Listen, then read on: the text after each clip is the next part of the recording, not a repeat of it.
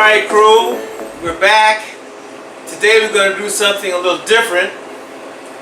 I've been showing you some simple ways to put some foods together so you can get into this plant-based lifestyle real quick. But today I'm going to actually show you something that takes a little more preparation. I'm sure you will love it. These are, whether you make them into kebabs or whether you make them into flatbread, or whether you make them into patties, even patties large enough for a burger type patty. We're going to show you two different ways to do this. One's going to be the sweet potato version with quinoa, and the other one is going to be the red lentil version with white potato. So let's get started.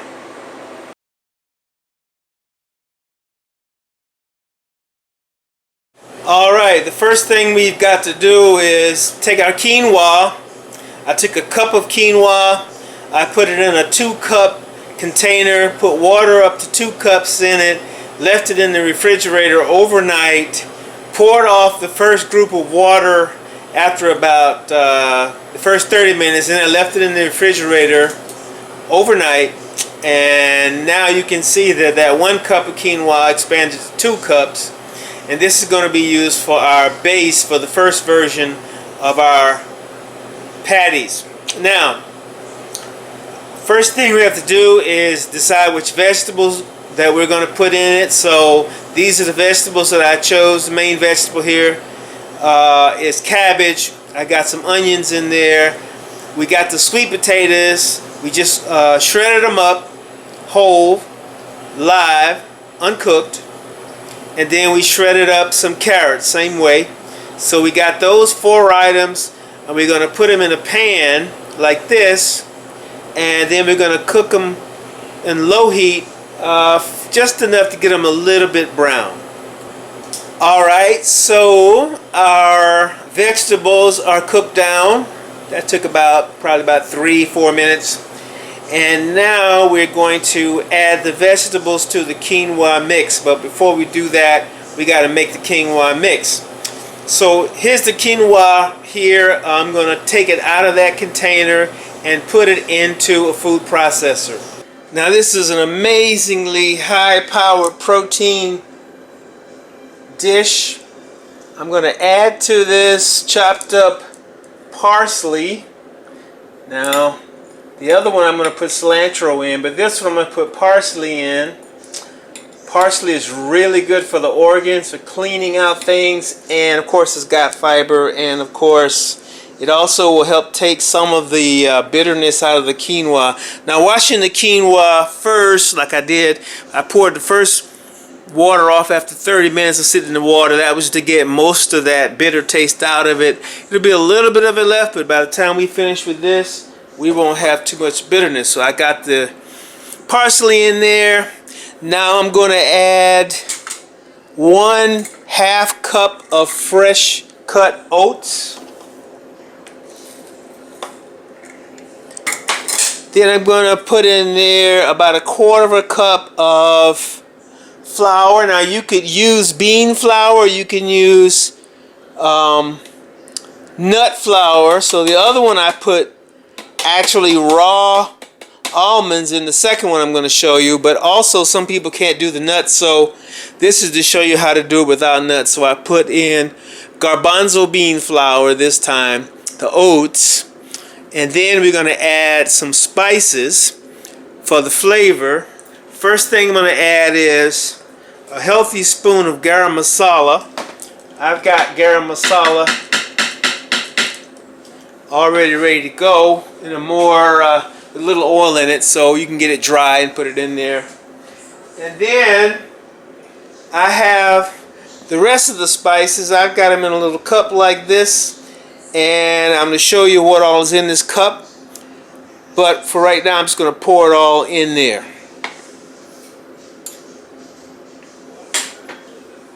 Now in that cup I've got a spoon, 2 spoons actually, of chia seed. I've got some fresh ginger chopped up in there. I've got some garlic chopped up in there. Actually, I'm going to add the garlic. I've got black pepper. 1 spoon. I've got a big heaping spoon of cumin. I've got 1 spoon of cayenne pepper, and I'm going to add to this some lime juice, about 2 spoons of lime juice, and about 1/4 of a spoon of baking soda. So I'm going to add in the lime juice, and then we're going to get this baby started.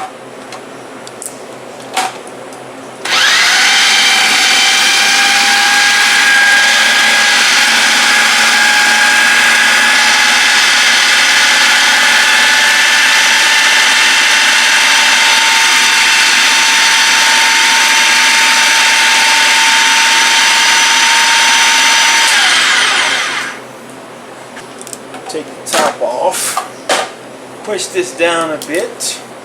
We don't want it to be chopped up completely.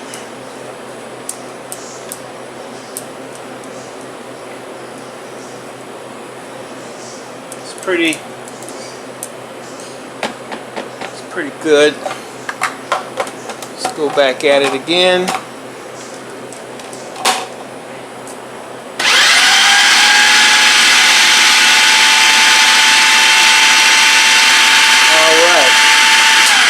That's good enough.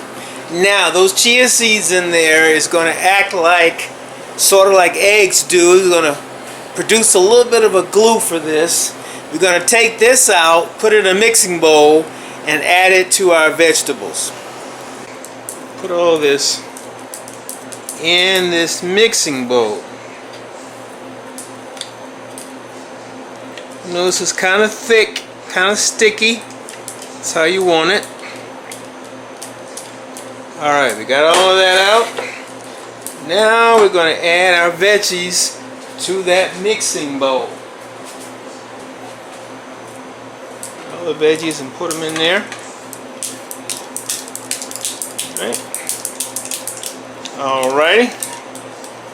Then I'm going to mix all that together.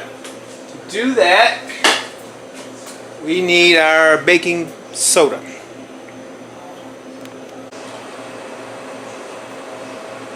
So we're going to throw in a spoon of baking soda. That helps it to keep from being really, really hard and thick. Once it's starting to cook, that will keep it some separation in there. We're just going to mix this in now.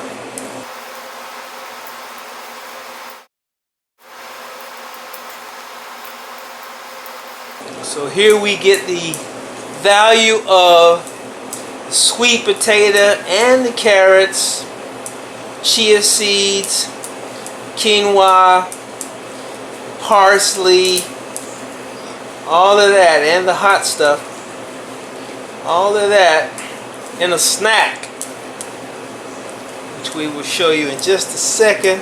Want to make sure you get this mixed up good. Now you can cook this in a pan, as I'm going to do in a few minutes, or you can just make them into little patties or balls, put them on a baking sheet, and put them in the oven and bake them if you prefer to go that route. And that'll of course keep it from being as much oil, some of the oil that we're going to have to use to cook it. But that's basically our mix right there.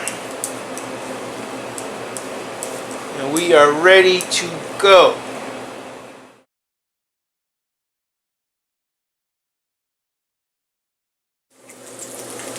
So I add a little bit of flour to it. That is to say, the garbanzo bean flour. And just to, because it's a little bit wet still, so now they're ready. So I got 4 of them in the pan there. And we're going to cook one side till it's brown, then we're going to flip it over and cook the other side. Again, if you don't want to use oil, you can put them on a sheet, put them in the oven and bake them. They'll probably take about 30 minutes to bake them good at about 375, and you'll be good. So those are done very well on one side, and I just flipped them over. We're going to let them go ahead and brown on the second side. Then I'm going to lay them on a napkin to take some of the oil out, and they'll be ready to cool down. If they cool down a little bit, they'll be ready to eat.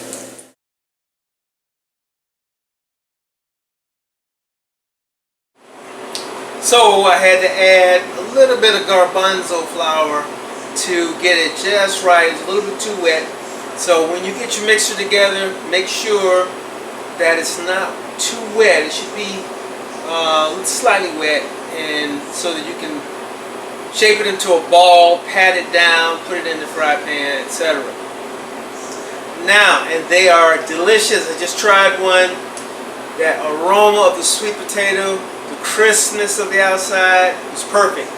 Now, for the next one, the lentil version is very similar to what we just did, except that the lentils only need to soak about 30 minutes.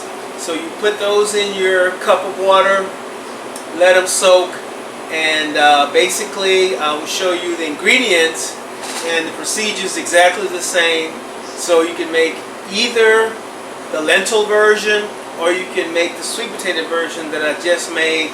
You'll see in the picture they're different sizes, so you can make them little small bite sizes, or you can make them about the size of falafel, or you can make them like a burger size. It's up to you.